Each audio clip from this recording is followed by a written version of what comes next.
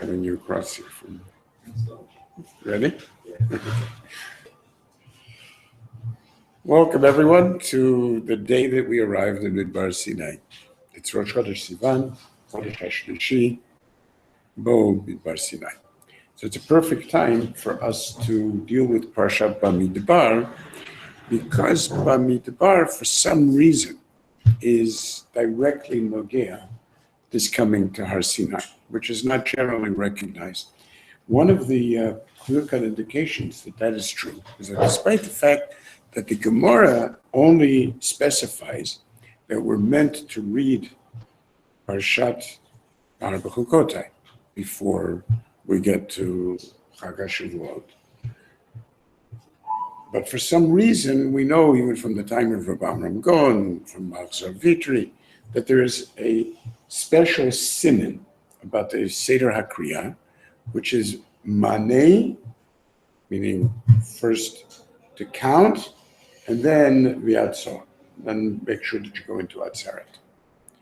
And that for some reason, and that's become now the minute, you must have Sefer, not only the end of Vayikra, but you have to have the beginning of Bamidbar, which means that somehow or other it's been clear to Klal Yisrael that it is necessary to also incorporate the beginnings of Bamidbar here, which is really strange because Bamidbar actually doesn't seem to have anything to do directly with the coming in front of Har Sinai. As a matter of fact, not only does it not seem to have nothing to do with it, it's like a little bit boring. I mean, it's all very nice, as I say, they call it the Book of Numbers, but the Book of Numbers is about the most boring title you could possibly have. Who's interested in a bunch of numbers anyway? And it seems to be something that's like very, very local in its application. This is the time, and needed to be done for the Midbar, and it needed to be done for the beginning of the carrying of the Mishkan. It needed to be done in order to establish the Levium and the exchange of the Bechorah. So all these different levels of minyan were very important. Why they should be so important to us, and why necessarily we should have to read them before we come to Har Sinai, doesn't make a lot of sense. So the Ramban explained at great detail, which we went into, where we learned the Parsha of Bahar B'chukot. And the Ramban explains that indeed the nature of Bahar and B'chukotai it's an amazing shot that he has, is that because of the problems that occurred in Ma'amad Har Sinai and in the original bris, and we know that these problems were so severe that they destroyed the bris, because basically, as the Ramban puts it, when Klal Yisrael ended up worshiping the Egel, when the luchos were broken, as far as HaKadosh Baruch Hu was concerned, it was as if we were made for that bris entirely. And therefore, it was necessary for HaKadosh Baruch Hu to renew this bris. And because of that, we have over here Bahar Sinai, because this is now the restructuring of that brit with new chumrot and with all kinds of new t'naim to make sure that we'll take it more seriously. And therefore, we have to have this, even though it's very strange, because we already left Har Sinai, and the whole Sefer Vayikra was Vaydaber Hashem HaMoshe Bo'ohel Moed. But we needed this. Now, obviously, the Ramban holds that this was connected, as he speaks out, the second bris, the second luchas. And that's very important to note, because if that's the case, then the second luchas were given not on Har Sinai. Second luchas were given on Yom Kippur.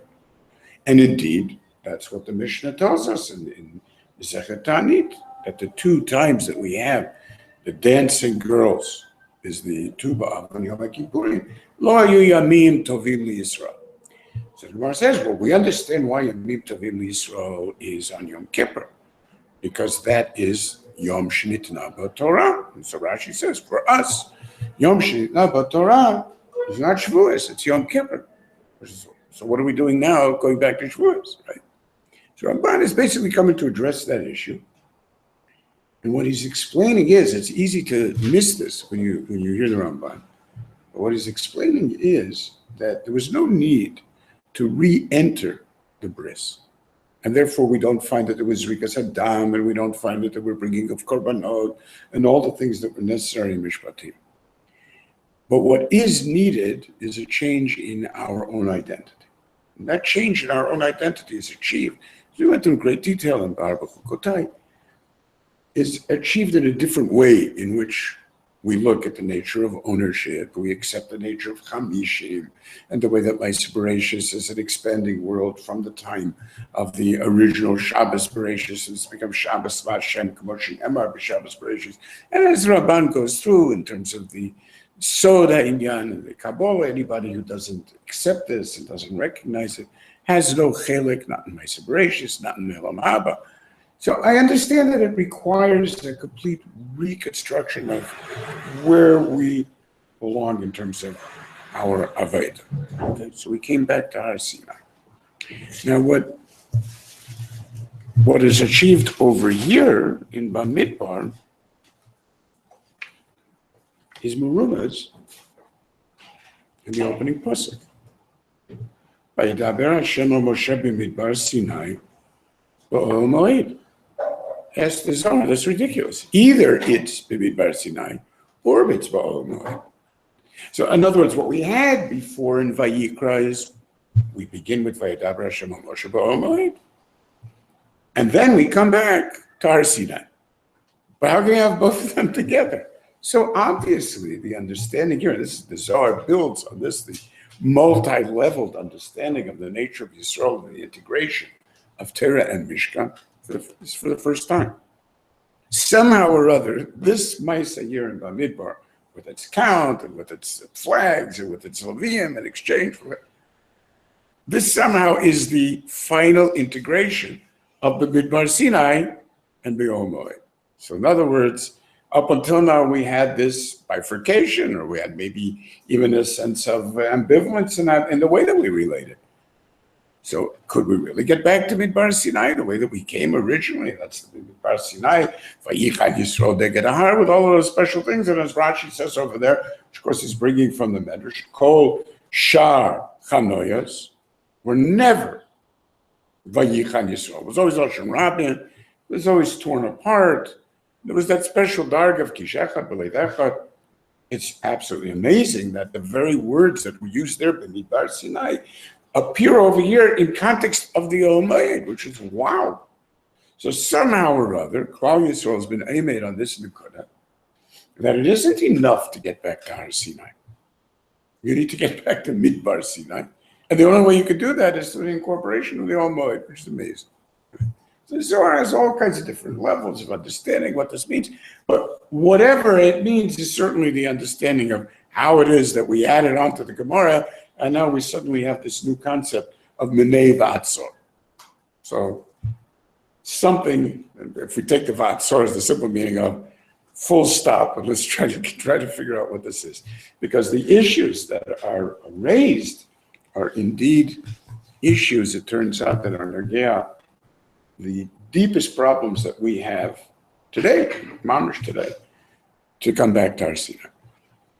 And I mean, there's no denying the fact that Shavuot is a very difficult thing. I mean, the very fact that there's no particular mitzvahs leaves us sort of wandering. The question of the mixture of the lachem and the lashem and the learning all night and staying up all night and then not having what to do during the day, it's just very confusing. In a deeper sense, Shavuot is confusing because our relationship to Kabbalah Satira is confusing. It was confusing originally. It remains confusing today. And even if Chas v'Shalom somebody is not a Maimon in Torah, it's confusing. They spend their whole lives trying to escape Shavuot, whether consciously or subconsciously. But the markings that Shavuot makes on Klal Yisrael are very, very difficult for us to get away from it, no matter what you do. You see in Mamish this childish running away, which you don't want to hear from anybody that's reminding you of it. You see literally like a little child that's trying to, what we did when we left Har Sinai, a little child that's boreach, ketinok boreach, mibeit hasefer. It's the same relationship that children have to school. Just get me out of here. So that is exactly what happened originally after this. Remarkable. So I mean, the maximum that we could have achieved is expressed here, but it never really was achieved. the actual Bamidbar itself didn't work out. So, I mean, basically, we had a lot of issues that made us problems, right? And the problems that we had on Har Sinai, tremendous problems. Problems of Vayachazu et Elohim vayochlu vayishtu, which led ultimately to the death of Nadav Avihu. We know that there was the sensation of Kaf Aleim Har Chigigit. There was this feeling of the violation of our freedom and our options. We don't have any options. All of these things are still true today. There was this sense of, and how are we supposed to live in the presence of God? And God telling Moshe Rabbeinu, you stand there, get us out of here. And Moshe Rabbeinu's fear that we didn't really, maybe we weren't interested in being close to HaKadosh Baruch Hu. And then HaKadosh Baruch Hu's response to Mi tein v'ayalavavam zelahem. And then it turns out that was just a sneaky attack on us because we should have said Atatiten, which brings us back to the deeper problems, it turns out, which is going all the way back to Adam Arishon, they're Kuyei Tova, B'nai Kuyei Tova, which takes us back to Gan Eden, and Achein Ki Adam Temutun, and Yamarti Elohim Atem. So now the reintroduction of mortality, so that's the Shviras HaLuchos, which is the breaking of our entire lives into little pieces, which is, of course, the ultimate Misa. All of these things are so deeply related, but I'm talking very quickly because the point over here is not to have a true Parsha shir the way we usually do, but to see the issues of our Parsha as an introduction to what it is we're going to need to address on Chag HaShavuos and the kind of thinking that it's necessary to put ourselves into in order to reconstruct the sensation of Amida on Har Sinai. And that was obviously part of what we say in the Dayenu, right? So it would have been Dayenu if we would have been Oimid b'fnei Har Sinai and we wouldn't have gotten the Torah. So that means the great challenge of the Amida itself, Kirvanu lifnei Har Sinai, which is the B'chodesh HaShlishi today, Bo Midbar Sinai, is itself an unbelievable challenge. And that means that in addressing it over here in Bamidbar, it's no wonder that it hasn't been solved. Yet on the other hand, it's obviously trying to achieve something for us.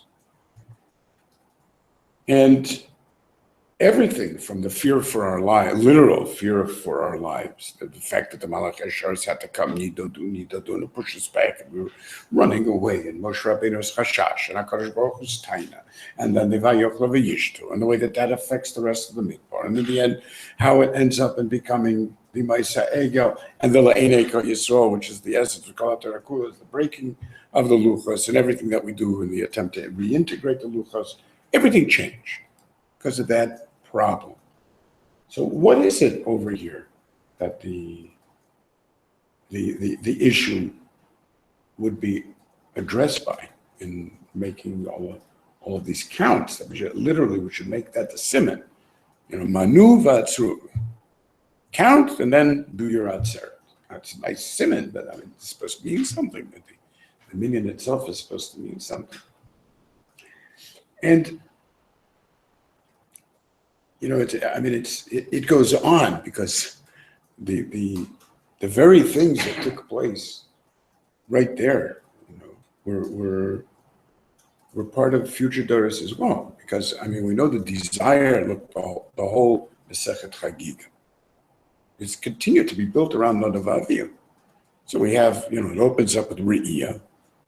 That was the original coming to Har Sinai and the Karbonos that were brought on Har Sinai, which is what it talks about over those Karbonos.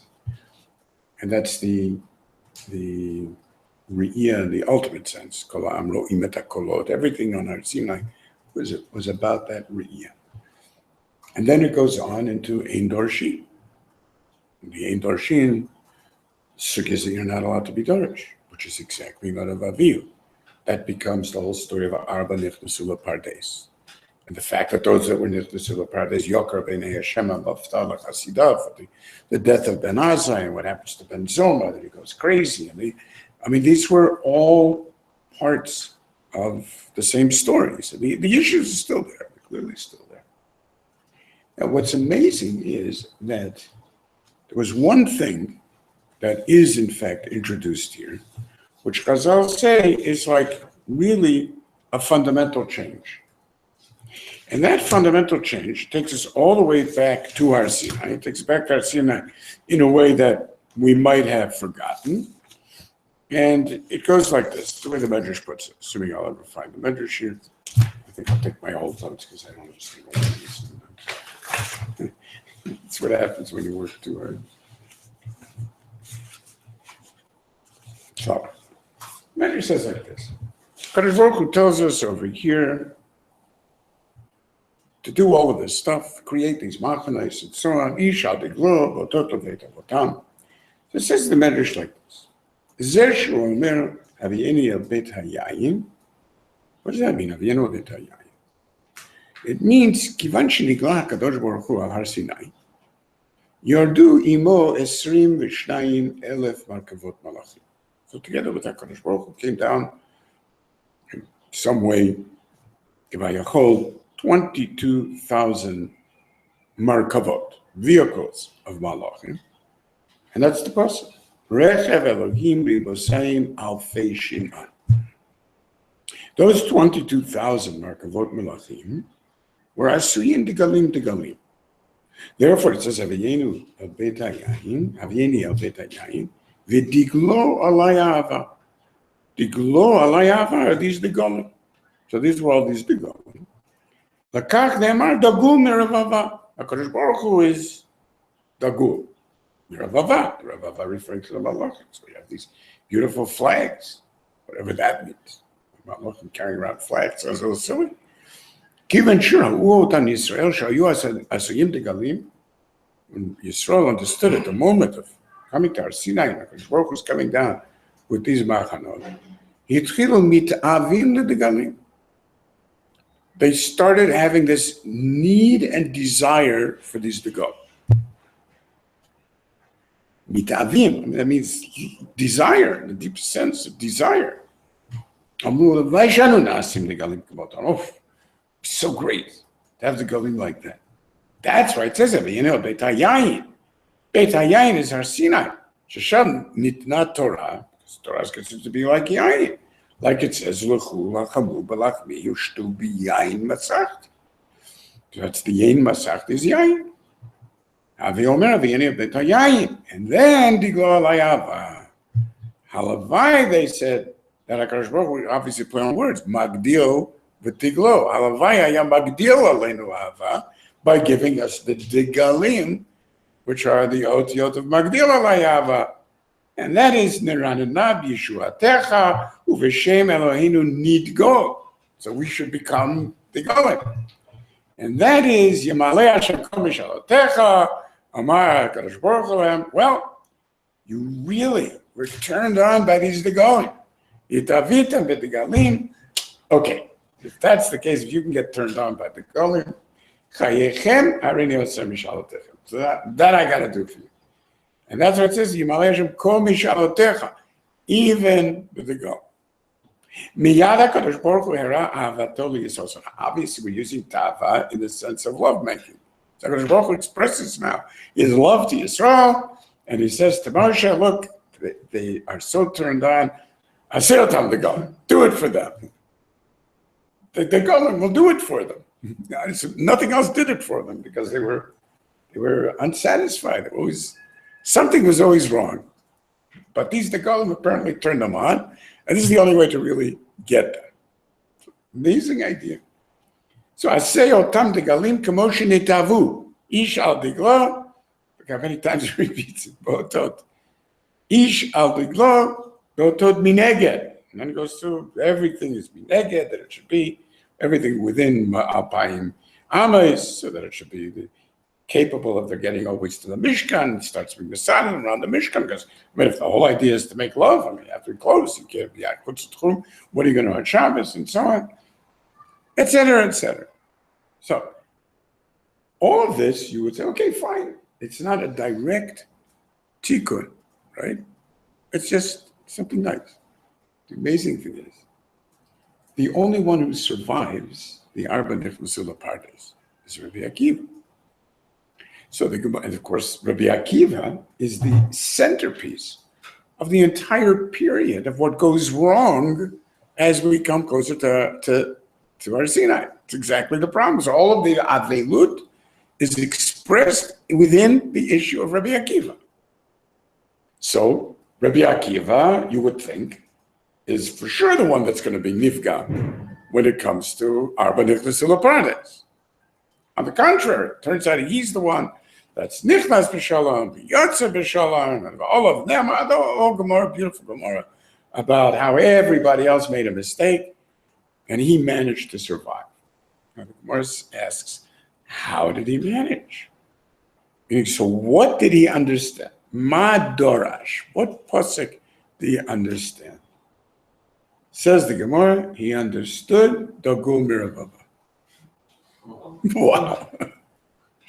So that means that the Dagul Miravava so directly addresses the whole problem of the breakdown in Mechitzot, directly addresses the Nadavavu issue, directly reconstructs the second Chagiga, which of course is where the whole thing appears in terms of the Ein Dorshin and how you manage to maintain not only your sanity, but Nichnas B'Shalom, Yatsa B'Shalom, and all the psukim that are said about him, and HaKadosh Baruch Hu's love for him, and so on and so forth.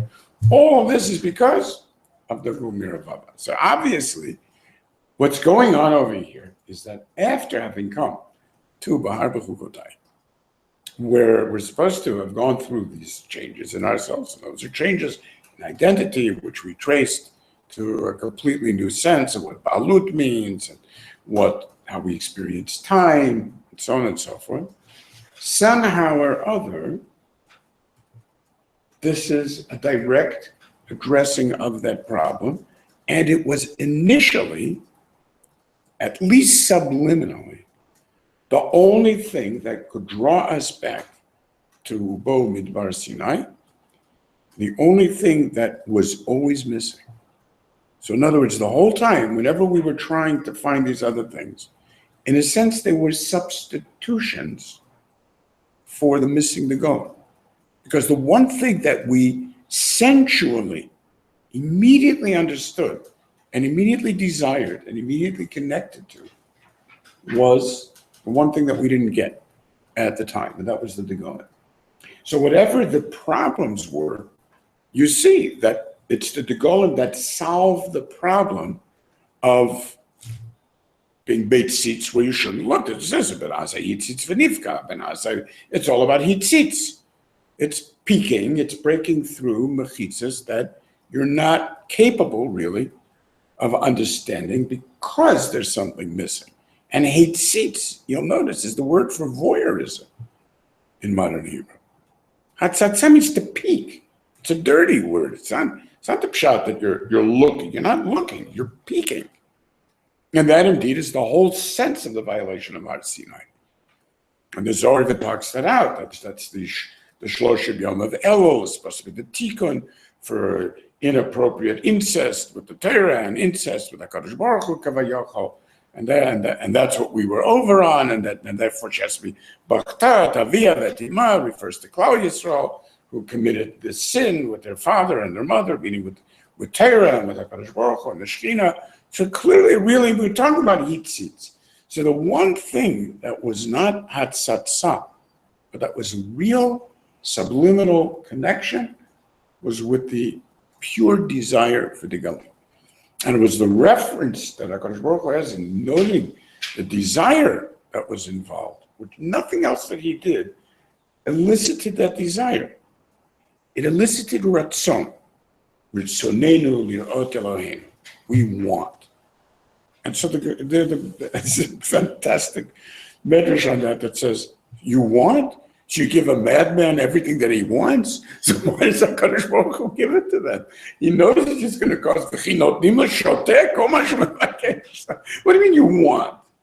This was the one thing that had nothing to do with want. I just turned on. I can't tell you why and what and so on. So that you can't blame me for. This is what I am and this is what I'm attracted to. So that level of attraction ends up being the tikkun for the intellectualization of the want and the peaking and so on and so forth, which is absolutely amazing because the whole thing seems totally ridiculous. We don't get any sense of that when we read the story. And the truth is, of course, that all of the Rishonim talk about the details, the Kabbalistic details of why these three Shvat are on this side and these three Shvat are on this side, and the whole sense of how this parallels the Chayos and the Merkava, and how this is undoubtedly the Arba Nichnas Pardes are connected the Arba Machanas. That's for sure. It's not a stam that Arba Nichnas Pardes, and I mean a lot of remuzim that the Ramban brings, Rabbeinu Bachya brings, even in the names of the Nisiim of those machanos, and points out that only the one that is the middle machana is always named with the name El at the end, because it's connected. The Malach, that was that El, and traces which Malach, the Malach Gavriel, is Gabriel, and so on. So traces the Malachim that are connected. These from all kinds of wild stuff. Apparently taking it like really seriously, that this is like what we're. And I don't know. I mean, what we're going to say that everybody in Yisrael recognized immediately that this was the Nakuda, and then the only way to understand it is if you're holding on that Madrega and so on. And otherwise, we're just reading Bamidbar, boring everybody out of their wits. I mean, that's pretty hard to believe at all. I mean, and the truth is, I mean, if the Gumir Baba takes the place of the recognition of boundaries, then we have to know. It's like we would say in English, You have to know your place. When somebody acts out of boundaries, that's what you say. You have to know your place, man. That's amazing to say it that way, because it's exactly what the Machana does. It allows you to know your place. That's the point. Literally, each person, each family, exactly where it belongs in the context of the Mishkan, know your place. A Levi that is a Misho'er is chayav misa if he's mishorer, and vice versa. I mean, it's like the ultimate know your place. The stories of the Gemara. No, don't help me. You're a mishorer, I'm a mishorer. What are you, crazy? I'll take care of myself. Don't get near me. It's like, wow. Okay. I mean, so obviously it really is about know your place. You can't act out of context. I mean, ad kedikach, knowing of the place, as the Medrash tells us, the entire count, it's not just in terms of knowing your place. It's in terms of knowing your DNA place. In other words, you could not be nimna in the machana unless you were mevi sifrei yekustein. In other words, they did a beautiful show right now. They had like this science demonstration to people DNA, and they were about like hundreds of people together. They called them up and they asked people, okay, who are you? So this guy says, I'm an Englishman, I'm Cuban. Okay, like what type of people don't you like? Like be honest. Everybody says like, well, I can't stand Germans. Well, I don't like blacks, whatever, right? Okay. Now, they get this list. Everybody's absolutely clear about who they are, So then they say, so would you like to find out who you really are if we examine your DNA? All right, so like 6 guys, and girls, like, okay, like I'm ready to take that challenge. Fine. So take DNA from all of them. 2 weeks later, they bring everybody back in, okay? Give them the results. You see these people, they burst into tears. They mamish burst into tears. They're almost anything but what they thought they were, So like this guy that hates Germans, So and tell us, yeah, well, I'm this percentage German, right? And it's like everyone that's there from all 4 quarters have no idea who they are before. So when the Ummah Zayilam asked HaKadosh Baruch Hu, we also want to go in. So HaKadosh Baruch Hu says, okay, fine, sure. Tell me who you are. That's the whole point, is that there's this unbelievable shmira on yichus and on relationships that went through all of the daras from Avram Avinu. And that was the whole bris milah and the taking responsibility for reproduction, which sounds like some religious issue. Here becomes a function of identity and tracing us back to the nature by separation, the tracing of the Asara Deres, and the next Asara Deres, and so on and so forth.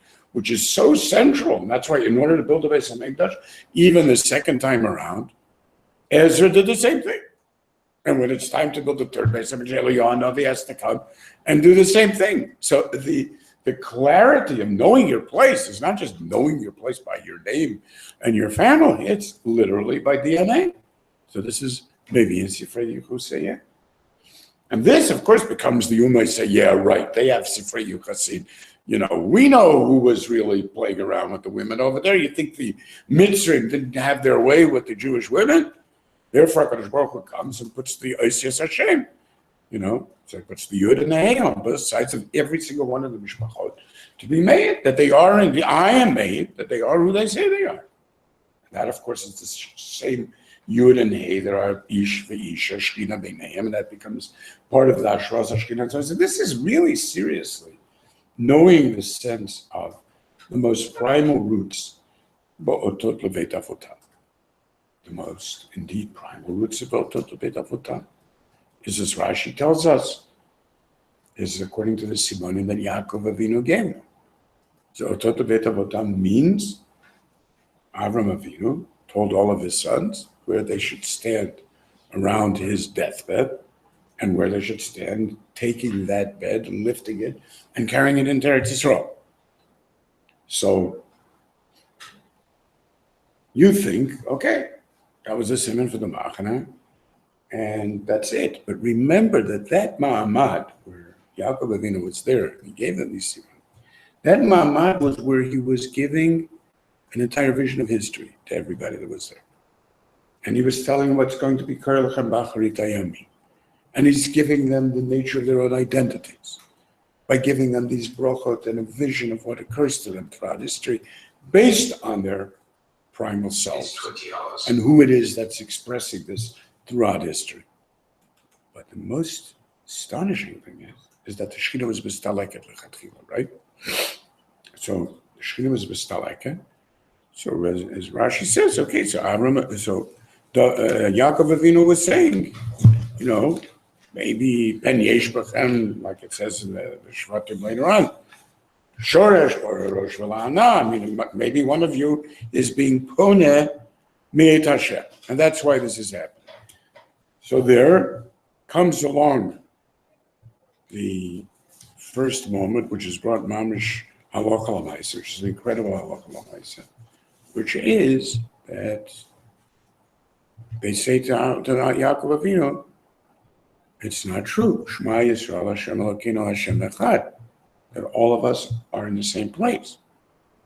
And Yaakov Avinu responds with Baruch Shem Kavod Malchut Olam Va'ed.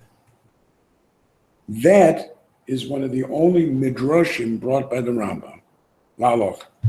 So as the Rambam brings it, so this Baruch Shem Kavod Malchut Olam Va'ed is not found in the Pasuk. So how did it come to be part of our Kriyat Shema? And he says over that story. So that the Shema Yisrael was addressing Yisrael, always. Wow. So in other words, that means the identity of Yisrael throughout all of the Deiros is like the first step towards what happens in the Seder of the Machanos, essentially. Because that's the first thing that has to be addressed. Now we can talk about the Seder of Machanos. Then these Machanos become the Halicha through the Midbar and the Knisa to Eretz Yisrael. Because the entire question of how did the Machanos travel in the Midbar is brought in the Gemara of terms of Ketzad of Ruat HaYarden. So that question of whether it was Keteva, did they walk in the four sides like they did with the Kasher Yisrael, Kasher Yachalu Ken Yisrael, but it's exactly the same. Or were they Halach Koreh? And it only means, Ken Yisrael means that the Mishkan was in the middle, but that everybody pulled into a straight line. And Tosfos points out, so I mean, if it's going to be spread out the way that they were in Isaias, and it turns out they couldn't all be in the Yarden at the same time. It must be that they got together and it sort of collapsed into like a smaller piece, keeping the same directions, but it collapsed, not having a meal between them, because then the Yarden wasn't that big. And others taina, what's the big kasha that Tosfos says? Who's to say that everybody had to be there at the same time to hear Yoshua's speech? Maybe he gave the speech 10 times. Maybe as each one went through, he gave the speech again, and each Shavuot was makabel on itself. I mean, does it say only that it said it once, just because it's brought once? So, okay, there's all kinds of discussions about, but it means, bottom line, it means that the Seder of the traveling Machana is the essence of the Knesset La'aretz. Now that becomes so significant for Bamidbar, because that's the essence of Bamidbar. The whole point of Bamidbar, say Chazal, is that Bamidbar is the Chumash HaRevi'i. The Chumash HaRevi'i is connected to the fourth mention of Or and my separations. Each one of the Chumashim is Or to the Yoel.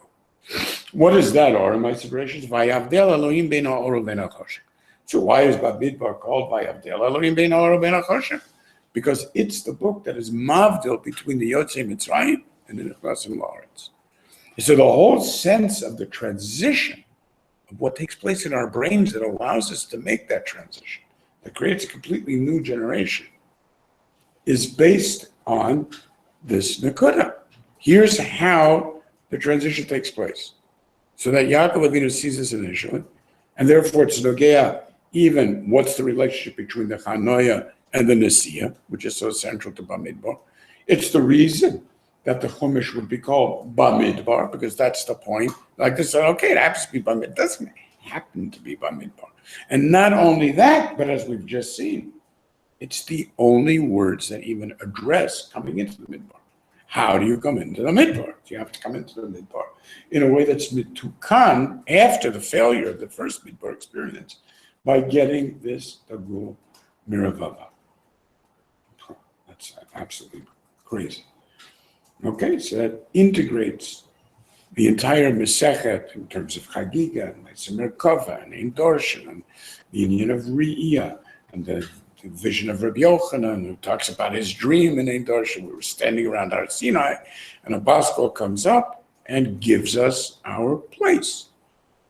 Tells us you're all invited up to row such and such, and there's special chairs for you, and so on. And which, of course, is directly Dogea the problems on Har Sinai, and which is mamish the issue. Knowing your place in a way that is mechaber you to the place is the tikkun of the Talmidei Rabbi Akiva, and may even be why when the Zohar says that there's two different levels here, Bamidbar Sinai, and then the Oel Moed, and that this is the integration. It could even be that Moshe Rabbeinu's original sense of Rabbi Akiva was that even he was given a role in the classroom. That was connected Har Sinai, right? Because that's when he saw that vision. So there he is, he's on Har Sinai. Kadosh Baruch Hu tells him there's going to be a zaken.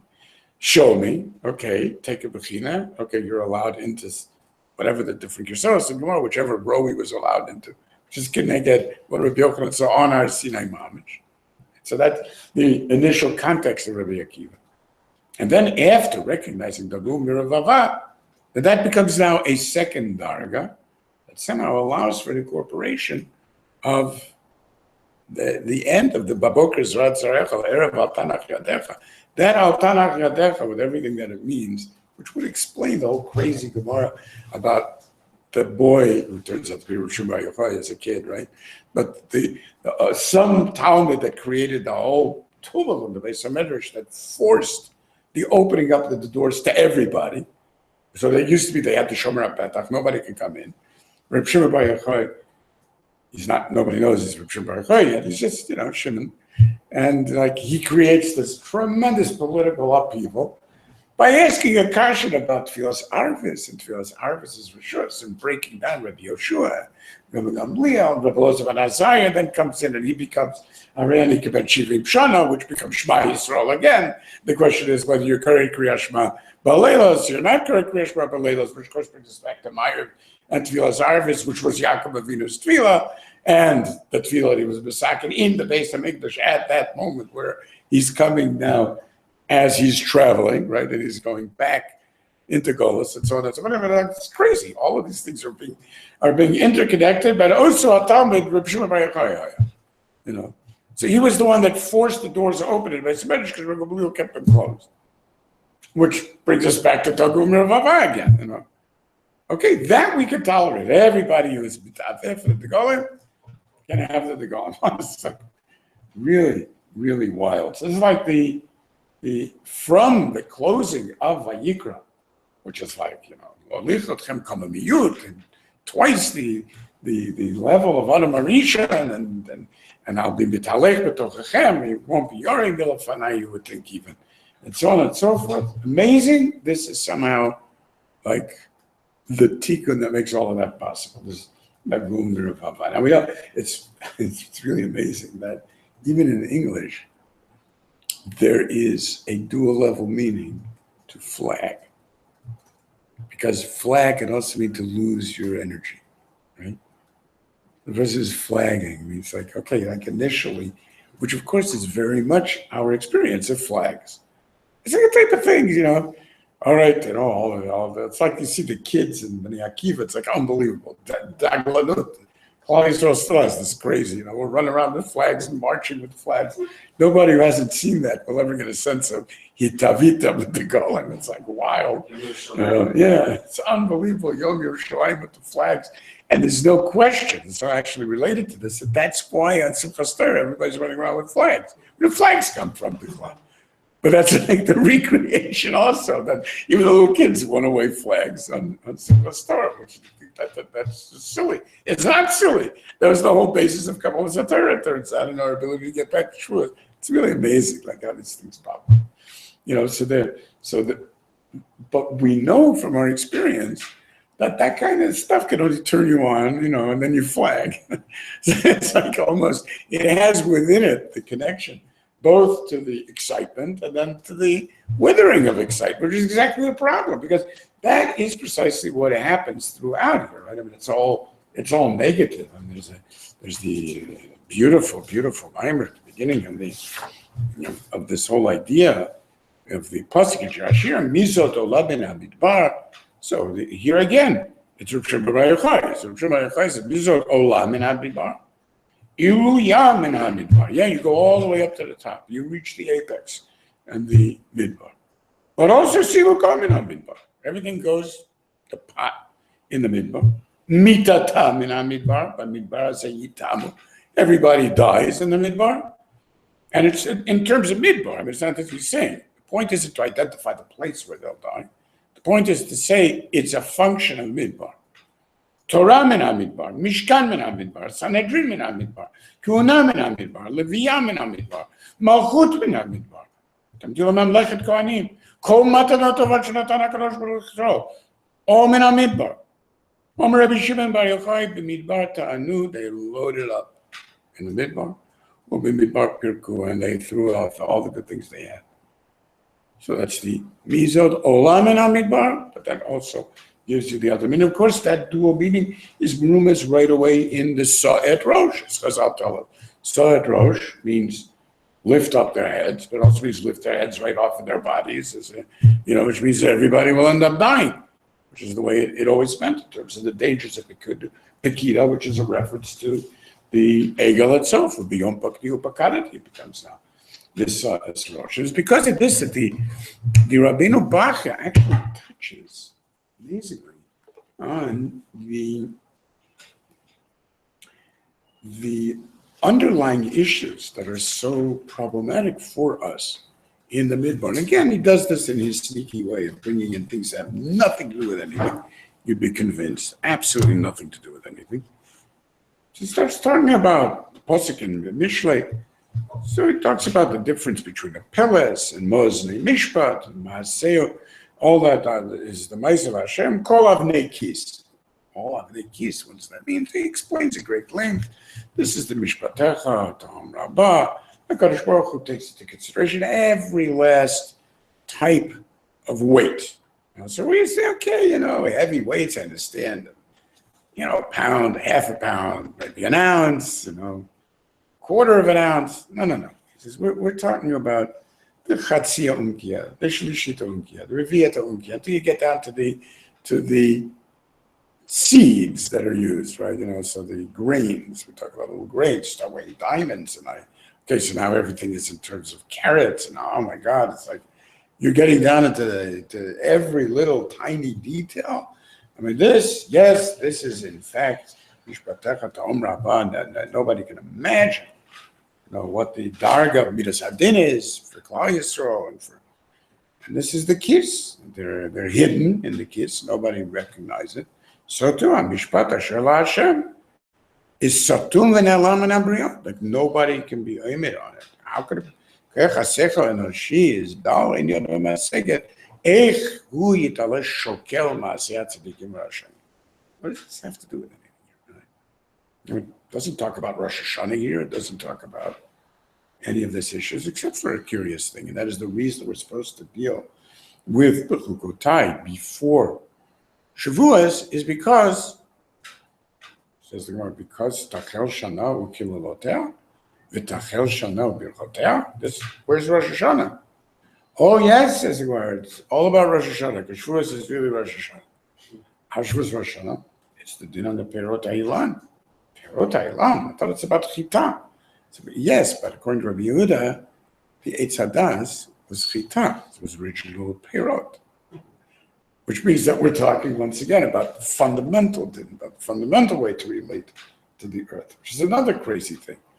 So, I mean, l'chora, what he's talking about over here, is that in order to be able to achieve a placement on the level of the Degolim and the Machane, you are talking about the most incredibly subtle relationship of the way. That's what Midas Hadin is. Midas Hadin is the ultimate description of your place. This is precisely where you are, which is what is so terrifying about Din. But, I mean, that terrifying is indeed terrifying about the Midbar. In other words, the idea of the Machana is not a happy camper situation for us. It's a camp, but it ain't no happy camper. At least the way we relate to it. And because of this, listen, it's unbelievable how it is that he suddenly changes tack, you know. Tzidkozcha kariyah, mishpatecha tom rabah, kshe'ata mivitz daka ba'olam, etzkearim alola, v'mishpatim em nistarim, ki tohom rabah. Ketzad. And now he goes off on it. Ketzad. Well, when Yerushalayim was destroyed, it was destroyed on Tisha B'Av.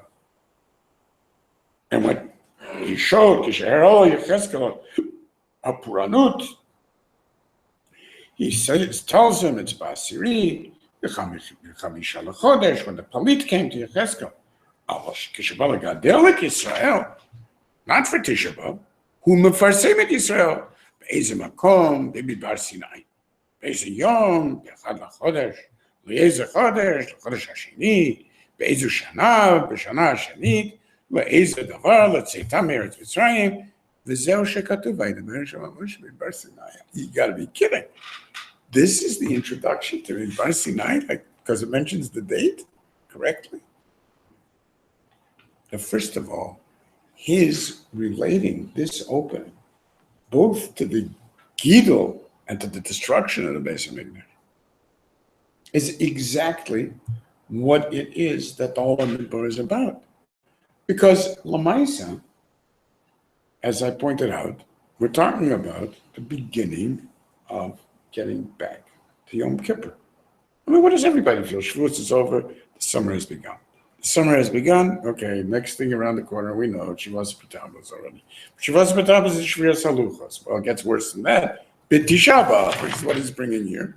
And then we have to reconstruct everything to get back to Yom Kippur. But Yom Kippur was the thing that we didn't want because we wanted to get back to Har Sinai, and now in the end, we'll end up in the end of a year through Shavuos with everything a disaster, which of course begins immediately because as soon as we get to Ba'al Otecha, it's right away Vayibid So'aron, then comes the Kinot Borech Mibeit HaSefer, and then comes all of the Puranut, and then comes in the end, what?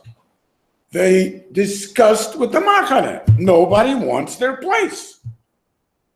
I don't want to be told where my place is, which was exactly what the problem was back in Har Sinai in the first place. I mean, even the Nogea, the families of the Leviim, you know, well, who made you the big boss of the Leviim? And it's all about nepotism. And how come, I mean, I come from an older family of Levi. I should be the Kohen Gadol. And so, I mean, it's like crazy, right? So exactly the issues, and that's what he's pointing out, that the darg of Midat Hadin is very difficult for a person to tolerate. Almost impossible for him to understand. So obviously what happens to you in the Midbar is very painful, especially when you consider, And even Klal Yisrael at the end, remember, comes along and says, this is crazy. Anybody gets close to this nutty Mishkan gets their head handed to them. We can't go on like this. What are we? I'm Tamil Ligvor. What are we? Cannon fodder? And we just sit around here getting shot every time we do a little thing wrong? It's impossible to live like this. Once live like this. That's exactly what was going on back on our Sinai. We can't be Omed over here. You speak to God. Leave us alone. They can just reconstruct it, but now it's in terms of the Machana, right? And the more Midas Hadin defines things, the more problematic it is. So to say that the solution was Dagum Miravav means that the only possible way of dealing with this is to rediscover that taiva.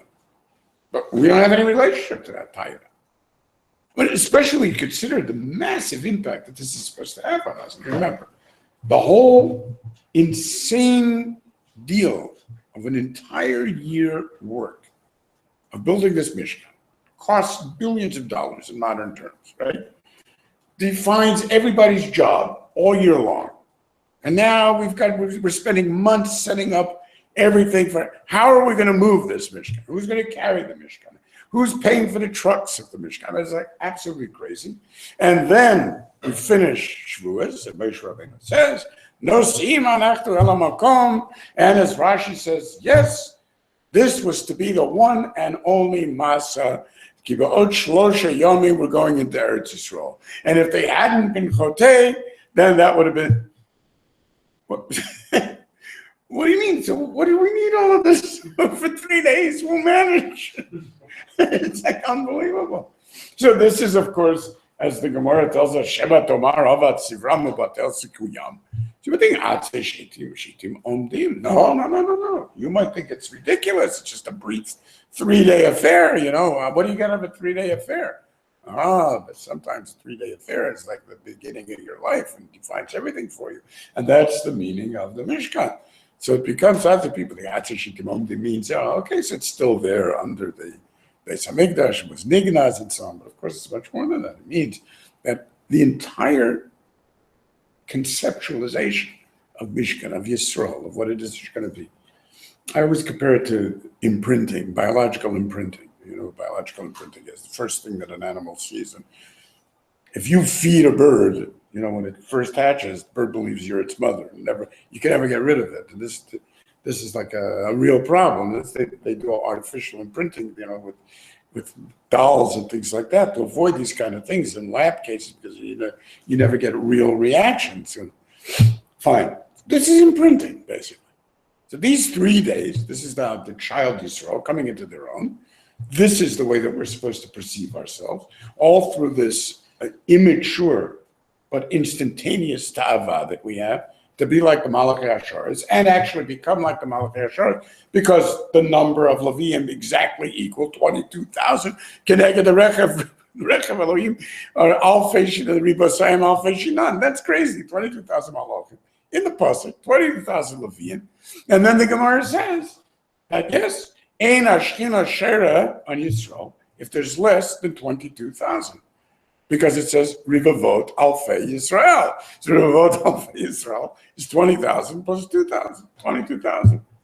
What? So therefore, anybody who's not Isaac at Piri of Arivia is Doicha the Shechina, because it might not be enough people. That's just unbelievable. So talking about imprinting and DNA and back mamish to the basics is really wild. So that entire construct, we should be defined in that way, is so unbelievably foreign to us. We don't even think in terms of shvatim anymore. And kol shekein in having that type of like the feelings that we had, loss of independence, loss of the type of potential that we want to do for ourselves, and it's not appetizing. I mean, even the word Bamidbar Sinai that the Torah was only given for people that are ready to be oisa atzmo k'midbar. You have to be ready to empty yourself of all preconceptions, make yourself as a midbar. All means that all of this, seems to lead to a lack of the expansion of my sense of self, not what we're looking for, which is some type of much deeper sense of self. And that's why the whole book becomes a book of resentments about the midbar. It's mamish the beginning of the end. As soon as we leave it, we're in Ba'alotecha. So I wanted to leave you with the clarity of what it is that the Torah is doing here, why it is important for Shavuot, how this relates to everything about Dover Kotten and Dover Gadol in terms of Torah. The Dover that is Miyashev Libo Shel Adam Tchila. And the second level of Dogo Miravav, the Rabbi Akiva is, which of course has everything to do with the whole transition of Rabbi Shimon Bar Yochai, Rabbi Akiva, and to learn to be able to recapture the primal return to Har Sinai through the recapturing of the not just excitement, the actual desire for the Degal, which means that in order to be able to truly utilize Chag HaShavuos and experience Chag HaShavuos, it's not enough. People think all we need to do is sort of imagine standing in front of Har Sinai. That's not true, because the standing in front of Har Sinai did not do it initially. It was only the rediscovery of what it is that, just like the first part of the rediscovery is a deeper sense of identity that we can have in terms of Har B'Chokosai, the nature of ownership and the idea of our place in time. There is also a completely different sense of relationship to, as it turns out, Ma'aseh Merkava, because it was the Merkavot of the Malachim. It turns out that that's the Dover Gadol, that that's the Ein Dorshin, that that's the Nodavaviu problem, and that's the way in which Dover Mirabava works. That is absolutely crazy. So somehow that childish excitement of the Ta'ava for the Golim is part of the rediscovery of Har Sinai. It's part of what makes Shavuos instead of turning Shavuos into Yom Kippurim and ultimately into Tisha B'Av. And therefore, this is a wonderful introduction to recognizing what would be the implications of Manei V'Atzor, and you indeed come to a full stop. How could Manei have to do with Atzeret and the real concept of Shavuos? And hopefully, when we get to Shavuos, we'll conclude this year in terms of our experience of Leil Shavuos and Hamida B'fnei Har Sinai, and seeing with our own eyes the excitement of seeing those Machan Shechina, Merkavos Shechina, and the relationship to the Tagul Mirvava. Tiglo Alai Ava. Laila Tov.